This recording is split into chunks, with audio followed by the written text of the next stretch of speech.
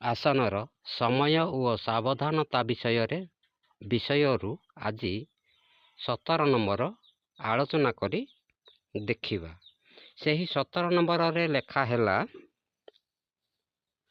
ନବଯୁବକଗଣ ନିଜ ଶରୀରକୁ ଯଦି ସୁସ୍ଥ ସବଳ କରି ରଖିବାକୁ ଚାହାନ୍ତି, ତେବେ ନିୟମିତ ରୂପେ ବ୍ୟାୟାମ, ଦଣ୍ଡ ବୈଠକ ପ୍ରବୃତ୍ତି କରିବା ଆବଶ୍ୟକ। ସାଧାରଣ ଆସନ ପରେ ଦଣ୍ଡ ବୈଠକ ପ୍ରବୃତ୍ତି କରାଯାଇପାରେ।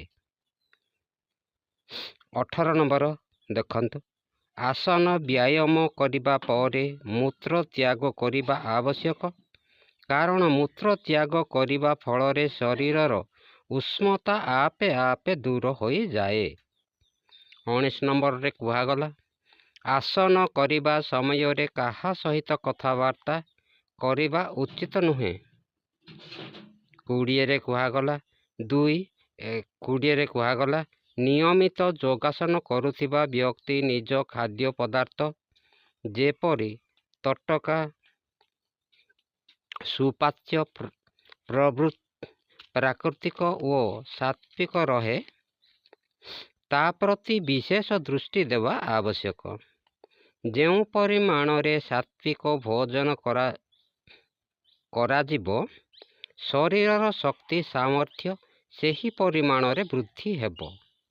21 ନମ୍ବର, ବ୍ୟାୟାମ କରି ଶରୀରରୁ ଯଦି ସ୍ୱେଦ ନିର୍ଗତ ହେଉଥାଏ, ତେବେ ସାଥି ସ୍ନାନ ନ କରି ଦେହରୁ ଝାଳ ମରିଗଲା ପରେ ସ୍ନାନ କରିବ। 22, ଆସନ କରିବାର ଅନ୍ୟୁନ ଅଧଘଣ୍ଟା ପରେ ଭୋଜନ କରିବା। ଭୋଜନର 3 ଘଣ୍ଟା ପରେ ଆସନ କରିବା ଆବଶ୍ୟକ।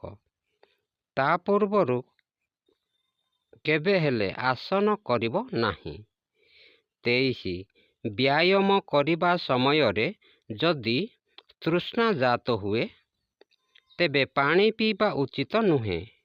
ବ୍ୟାୟାମ ମଝିରେ ପାଣି ପିଇଲେ ଲାଭ ପରିବର୍ତ୍ତେ କ୍ଷତି ହିଁ ହେବ।